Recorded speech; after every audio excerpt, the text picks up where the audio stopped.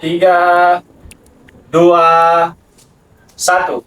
Hai semuanya, selamat datang kembali di podcast. Dan kali ini saya tidak sendiri, saya ditemani oleh dua orang yang sangat berperan penting di belakang dapur. Man behind the kitchen, yang pastinya hari ini kita kedatangan dua narasumber, chef senior. Betul ya, senior, sudah Senior senior. sama setengah senior. Sama setengah senior ya.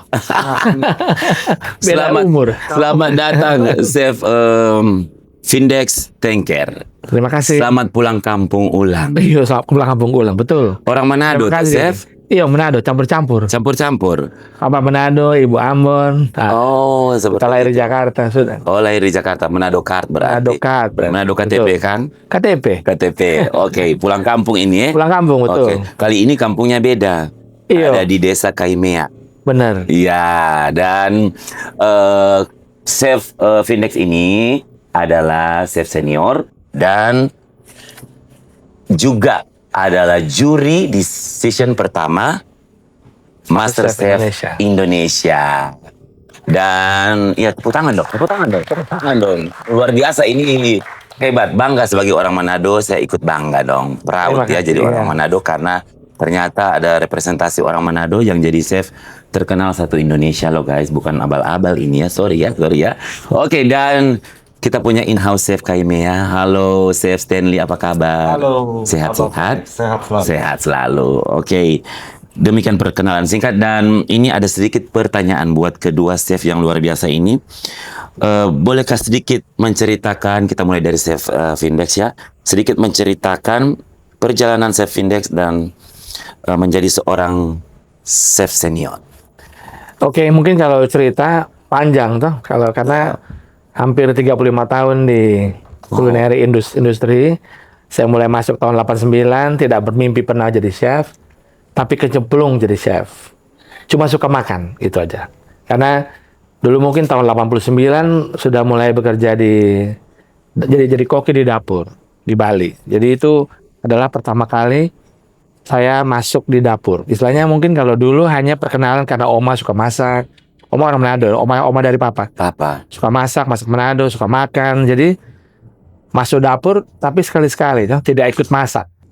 Tapi begitu mulai bekerja, otomatis mau nggak mau sudah terjun, istilahnya kecemplung berenang Jo. Orang Manado bilang berenang Jo kan gitu. Akhirnya ikut berenang terus sampai 35 tahun di industri. Saya selesai di dapur kira-kira tahun 2015 sebelum saya join Garuda Indonesia as a Vice President. Jadi Wow. jadi memang itu dapur sampai 2015. Jadi pindah-pindah hotel, mulai dari Bali tapi banyak, tapi sempat ke Spanyol, sempat ke Amerika, lama di Four Seasons Hotel Group, termasuk dikirim ke LA 95 sampai 98. Nah sesudah itu basically perjalanan karir saya cuman istilahnya dari mulai cook atau di sana sih istilahnya chef de partie hitungannya, Iya. sampai menjadi executive chef pertama kali tahun 2003. Wow. Jadi itu ini kemudian sekarang sudah jadi basically sudah slow living istilahnya, balance of life. Dulu kan kita kalau di hotel tuh Iya. benar-benar mau dinamis ya, Dinamis. pagi malam. Tapi sekarang sudah mulai ini jadi bisa datang pulang Manado, Iya. ikut acara, ada jadi juri, kadang-kadang demo. Kadang juga kita biasanya jadi konsultan untuk resto. Jadi itu singkat ya. Wow, keren. Ternyata hebat, luar biasa ya Chef Findex ini dan luar biasa. Pokoknya patut diacungi jempol dong. Saya kasih Terima kasih. 2 jempol. Keren Chef. Oke, dan Chef Stanley, boleh ceritakan sedikit perjalanannya? Kalau dari saya memang tidak ada juga cita-cita saya untuk menjadi seorang chef. Ya sama dengan chef senior saya, Chef Findex Tengker. Ya saya kecemplung kalau untuk di kitchen ini. Kacolo dong ya. Colo. Kalau orang Manado bilang kacol loh. Iya. Sebenarnya di kitchen kan banyak. Jadi saya dulu awalnya basicnya memang di seorang baker. Kecemplung di kitchen, baker. Itu baker itu kan kita buat roti. Dari situ saya kerja di salah satu perusahaan di Jakarta juga. Waktu itu di Bapak Joni Andrean.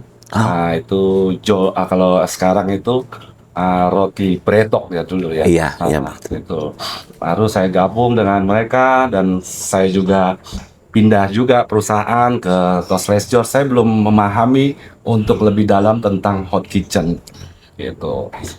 Tetapi saya pingin sekali untuk memahami lebih dalam itu. Saya bergabung di salah satu rumah sakit di Jakarta juga untuk menangani makanan-makanan pasien. Seperti itu. Dan akhirnya menjadi ketagihan itu dari tahun 2004 sampai saat ini. Ya, puji Tuhan kita proses juga dari nol. Ya, perusahaan akhirnya memberikan kepercayaan sebagai seorang chef. Wow, keren ya. Berarti berdasarkan pengalaman-pengalaman sebelumnya tentunya Chef Stanley. Oke, dan ini pertanyaan buat Chef Index. Apa hidangan Nusantara khususnya Minahasa cuisine yang paling berkesan? Kalau buat saya yang pasti roa ya. Jadi kalau ini roa itu bahan yang menurut saya cuma ada di Manado.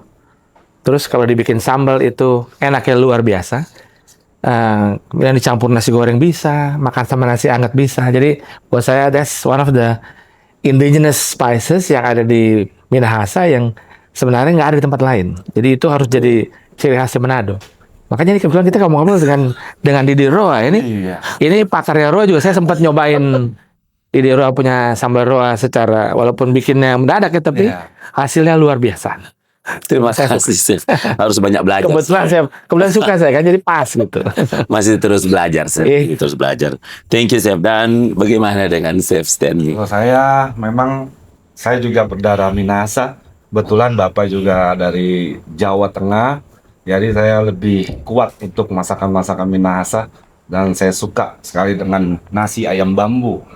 Nah, ayam masak bulu, ayam masak di bulu. Masak di bulu. Oke. Di sini kan bambu bulu. Bulu. Gitu. Ayamnya kita mentah dengan rempah-rempah, kita masukkan di dalam bambu dengan kita bakar cara yang berbeda dengan kayu api. Lebih enak, lebih rasa ya. Lebih berarti dulu sering makan itu. Iya, waktu itu kan memang di acara-acara khususnya di Minahasa pasti akan menemukan menu itu. Lebih enak mana? Ayam kampung atau ayam boiler? Pastinya ayam kampung. Ayam kampung lebih enak ya. Oh. Lebih rasa beda. Betul. Oke. Next, apa yang membuat masakan Minahasa berbeda dan begitu khas dibandingkan kuliner daerah lain? Chef? Menurut saya masakan Manado itu punya persepsi sebagai makanan sehat. Karena hanya sedikit makanan Minahasa yang menggunakan santan. Jadi banyak rempah-rempah, banyak cabai, banyak istilahnya rempah daun ya. Kalau kita bilang kemangi masuk, kayak woku misalnya itu kan campurannya kemangi, even daun kunyit, ya, daun pandan masuk semua di dalam makanan itu. Makanan menjadi aromatik. Jadi buat saya kalau kita lihat sekarang di luar negeri mereka cari makanan sehat seperti makanan Manado karena sedikit pakai santan yang jadi tidak terlalu berminyak toh. Iya. Jadi makanannya, rempahnya dan ininya benar-benar menonjol. Oh, betul sekali. Dan sering bahan-bahan itu kan jadi obat ya, Chef. Iya, benar kan? Jadi obat. Asal kita masak dengan benar saja gitu. Karena kan masaknya yang salah itu yang jadi bikin salah. Betul. Bahannya tidak salah. Kalau Chef sendiri? Kalau dari saya memang kurang lebih sama karena kaya dengan rempah-rempah. Rempah-rempah ini juga kan gampang dicari. Kalau di halaman rumah seperti kayak di Minahasa itu kan mereka pastinya ada menanam sesuatu yang harus digunakan untuk masak itu. Betul, orang bilang kurang mau ambor, kurang mau ambil. Mau taruh kangkung jadi tuh rempah-rempah kan. Oke. Bahan lokal apa kira-kira Chef yang menurut Chef paling ikonik ya dalam masakan Minahasa dan memiliki potensi besar untuk terus dikembangkan? Kalau saya mungkin dua ya, karena masakan Manado tidak pernah lari dari serai dan jahe. Itu selalu ada gitu ya. Kalau di tempat lain mungkin ada pakai, ada tidak gitu ya.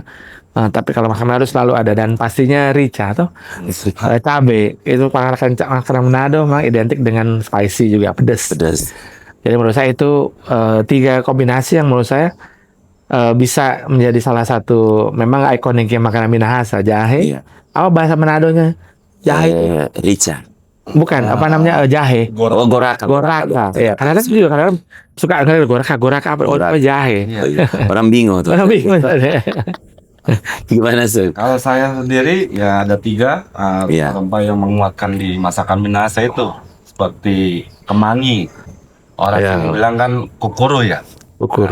Kukuru, Minahasa ya bilang. Iya. Saya bilang. sama lemon cuy yang Iya. memang tumbuh di Sulawesi Utara Ya. gitu. Dan ketiga memang tidak lepas dari pedasnya ini. Orang-orang Minahasa kan ciri khasnya pedas asam.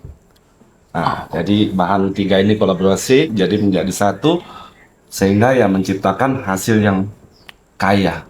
Iya, oh berasa sekali.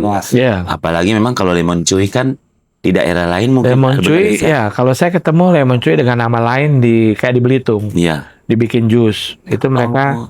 namanya jeruk kunci. Jeruk Nah, kalau di kita bilang jeruk ikan tuh atau Iya, lemon ikan atau lemon cuy biasa orang ngomong. Oh begitu. Nah, Chef, kemarin kan kita ada cooking competition. Wah, semua pakai bahan ikan terserah tapi woku. Woku. Semua diolah untuk bumbunya dan kemudian masakannya woku. Iya. Nah, woku ini kan dikenal sebagai salah satu hidangan khas Minahasa yang populer. Apakah terdapat cerita dan keunikan di balik hidangan ini, Chef? Menurut Chef sendiri? Jadi kalau dari saya memang woku itu jadi salah satu hidangan yang mungkin salah satu hidangan Manado yang sudah dikenal di luar Manado pun orang sudah Sudah, tahu. iya. Ikan woku, ayam woku, ya itu banyak sekali digunakan. Memang kalau ceritanya memang Iya. dulu kan hanya menggunakan daun woku. Kemudian tapi terus berkembang ada woku balangan, terus ada woku yang dibikin kayak pepes pakai daun woku itu ya. Tapi memang kombinasi adalah rempah-rempah. Iya. Tapi dominasinya adalah memang kalau yang ada orang bilang ada woku kuning, ada woku merah, ya ada banyak variasinya Betul. gitu. Tapi sama seperti tom yum Thailand itu juga punya variasi yang berbeda di tiap-tiap daerah. Misalnya Thailand Selatan atau Utara itu beda. Nah ini juga di Minahasa sendiri juga punya, tapi selalu pasti rempah yang menjadi dominan dan Iya. cabai dan kunyit biasanya untuk yang Iya. woku belanga ya gitu. Jadi itu yang menurut saya bagus karena proses ini akan menjadi proses pelestarian daripada budaya kuliner Minahasa. Karena semua harus mengenal kuliner masing-masing ya di tiap-tiap daerah Iya. supaya itu bisa dilestarikan sampai ke anak cucu sampai ke mungkin Turunan. tahun-tahun selanjutnya Iya. gitu. Jadi orang tahu gitu. Jangan sampai di kita aja. Iya. Sana anak nggak tahu, anak apalagi cucu gitu kan sudah tidak tahu, lama-lama hilang tuh makanan.